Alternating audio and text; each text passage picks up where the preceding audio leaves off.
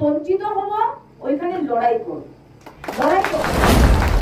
মমতাদির একটা খুবই প্রিয় স্লোগান হলো যে লড়াই লড়াই লড়াই চাই, লড়াই করে বাঁচতে চাই। আমি মনে করি যে আমাদের ভিতরে যত শক্তি আছে, যত ক্ষমতা আছে, এমপি হিসাবে আমার যত পাওয়ার আছে, আমি এই এলাকার উন্নয়নের জন্য কাজ করব ফয়েজের সঙ্গে। আর যেখানে আমি মনে করি যে বিজেপি সরকার এই জিপিকে বা এই এলাকাকে বঞ্চিত করবে, তখন লড়াই করতে হলেও আমি আপনাদের পাশে দাঁড়িয়ে লড়াই করব। ও খাওয়া জলের কথা বলেছে, পার বন্ধনের কথা বলেছে, রাস্তার কথা বলেছে, ও নানা রকমের সমস্যা নিয়ে ও কথা বলেছে। তাই বলে আমি মনে করি যে খুবই ভালো হবে যদি জিপি প্রেসিডেন্ট আর আঞ্চলিক দুজনই আমাদের পক্ষে থাকে, কাজ করতে সুবিধা হবে। আর আপনাদের যে সমস্যাগুলো আছে সেইগুলা নিয়ে যদি ভারত সরকারের সম্মুখে যেতে হয় বা পার্লামেন্টে কোনো কথা তুলতে হয়, আমি আপনাদের কথা দিচ্ছি, আপনারা আমাকে সম্মান দিয়েছেন, আমার দলকে সম্মান দিয়েছেন, আমার নেত্রীকে সম্মান দিয়েছেন, আমি আপনাদের মান সম্মান পার্লামেন্ট পর্যন্ত। আর আমি আজকে বক্তৃতাটা লম্বা করছি না, শুধু একটাই কথা বলবো যে আমাদের দেশের নিয়মে এমপির একরকম কাজ থাকে, এমএলএর একরকম কাজ থাকে, আর পঞ্চায়েত, জেলা পরিষদ আর ওয়ার্ড মেম্বারের একরকম কাজ থাকে। তো আপনারাও যখন ফয়েজের কাছে গিয়ে দাবিটা রাখবেন, নতুন ছেলে মাত্র দিতে এসছে, আশা সবারই আছে, কিন্তু মনে রাখবেন যে ও একটা প্রথম পদক্ষেপ নিয়েছে আঞ্চলিক পঞ্চায়েতে, তো ওকে আপনারা গাইড করবেন। আর আমার খুবই ভালো লেগেছে যে এত যুবক ছেলেরা কাজ করেছে আর বলছে যে ওরা ভ্রষ্টাচার মুক্ত করবে। ঠিক আছে, ভ্রষ্টাচার মুক্ত করবে, কথাটা শুনেও আমার অত্যন্ত ভালো লেগেছে।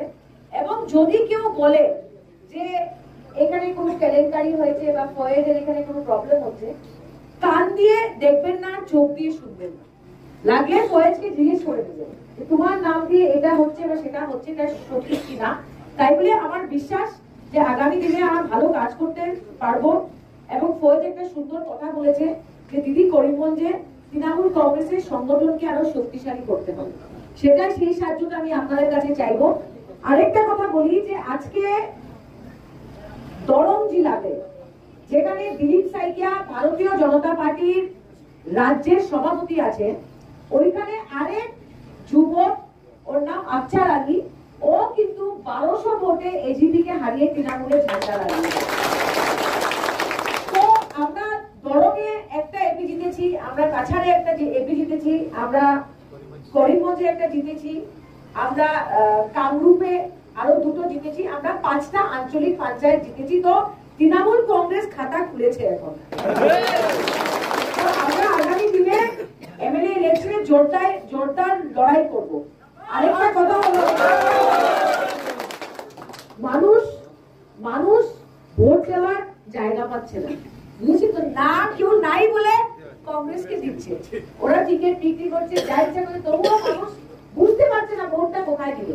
তো আমরা যেরকম একটা পুরো করিমগঞ্জ জেলাতেও একটা এপি দিয়েছি, তো আমাদের সিম্বল তো অন্য কোনোখানে ছিল না। তাই বলে আগামী দিনে এমএলএ ইলেকশনের জন্য আমাদের সিম্বলটা করিমগঞ্জ জেলার প্রত্যেকটা এমএলএ সিটে থাকে, এটা বন্ধ। মানুষ একটা বিকল্প চাইছে। আর ফয়েজকে বলবো, তোমার শক্তিটা হলো তোমার সঙ্গে অনেক যুবক ছেলেরা আছে, আন্দোলনটা করতে হবে, দাঁড়িয়ে অ্যারেস্ট হতে হবে, ব্যারিকেড চড়তে হবে। আমি তোমাকে থানায় নিয়ে গেলে আমি আসবো তোমাকে শুধাতে, তুমি আন্দোলন করতে হবে, বুঝেছো? লড়াই লড়াই লড়াই চাই, ভয় পাবে না। মানুষ কি চায়? মানুষ বুঝে যে তোমাকে 100টা কাজ দিলে তুমি 100টা কাজ করতে পারবে না, কিন্তু চেষ্টাটা খুব দরকার। ওরা বুঝতে হবে যে ফয়েজ চেষ্টা করেছে, পেরেছে কি পারেনি এটা অন্য কথা। তাহলে চেষ্টা করবে, আন্দোলন করবে, আমরা তোমার পাশে আছি। আবার ফয়েজের সব সমর্থকদের, এখানে উপস্থিত মুরব্বী যুবক ভাইদের সবাইকে আমার আন্তরিক অভিনন্দন। আর আমি পুরো চেষ্টা করব যে আসামে যারা যারা জিতে এসছে, আগামী দিন সবাইকে নিয়ে একদিন কলকাতায় গিয়ে যদি মমতাদির কাছে আমি দেখা করাতে পারি, সেই চেষ্টা করবো।